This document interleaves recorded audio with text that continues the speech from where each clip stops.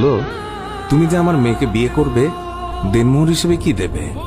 তখন কালো সাহাবী বলল, আমার কাছে নবীজির ভালোবাসা ছাড়া আর কিচ্ছু নেই। ওই মেয়েটি বলল, বাবা, আপনার তো অনেক টাকা আছে, নবীজির ভালোবাসার জন্য কিছু টাকা দেনমোহরের জন্য ওকে দিয়ে দিন। মালিক আরো বলল, বিয়ে যে করবে, কিছু কেনাকাটা করেছ আমার মেয়েকে সাজানোর জন্য?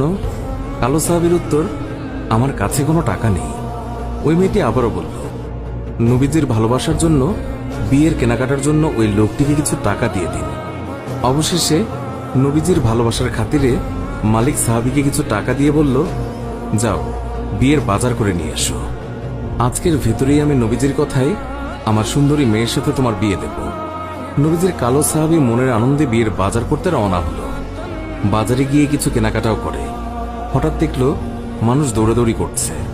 কালো সাহাবী বলল, কি হলো, সবাই এমন দৌড়াচ্ছে কেন?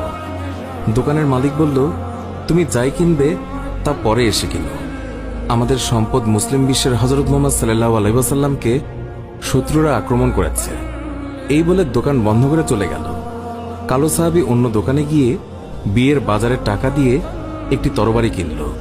হঠাৎ আবার মনে হলো সেই মদিনার সুন্দরী মেয়ে তার জন্য অপেক্ষা করছে। তখন নিজেকে বোঝালো, যে নবী না হলে আমি হতাম না, এই দুনিয়া হতো না, সেই নবীর চেয়ে সুন্দরী মেয়ে আমার কাছে বড় হয় কিভাবে? এই বলে নবীজির কালো সাহাবী তলোয়ারটি নিয়ে যুদ্ধের ময়দানে চলে গেল। কিতাবে আছে, ওই যুদ্ধে নবীজির ৭০ জন সাহাবী শহীদ হয়েছিলেন, তার মধ্যে কালো সাহাবীও একজন। নবীজি অশ্রুসিক্ত হয়ে বলল, আমার আদরের সাহাবীদের রক্তমাখা অবস্থায় দাফন করে দাও।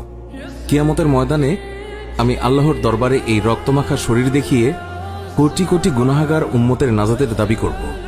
হঠাৎ নবীজির চোখ পড়ল কালো সাহাবীর দিকে, রক্তমাখা শরীর নিয়ে এসে পড়ে আছে।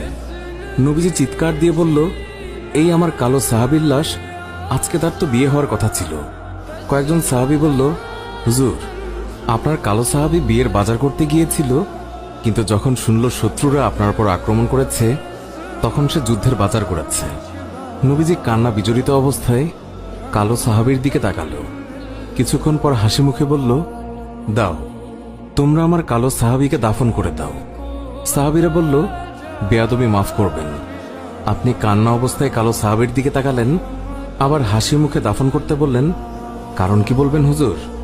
নবীজি বললেন, তাহলে শোনো, আমার কালো সাহাবী বিয়ের বাজার দিয়ে যে যুদ্ধের বাজার করেছে, আমার ভালোবাসায় ইসলামের পথে শহীদ হয়েছে, আমি তাকে তাকিয়ে দেখি ওই হুরে মদিনা বেহেশতের হুর হয়ে তার সেবা করছে।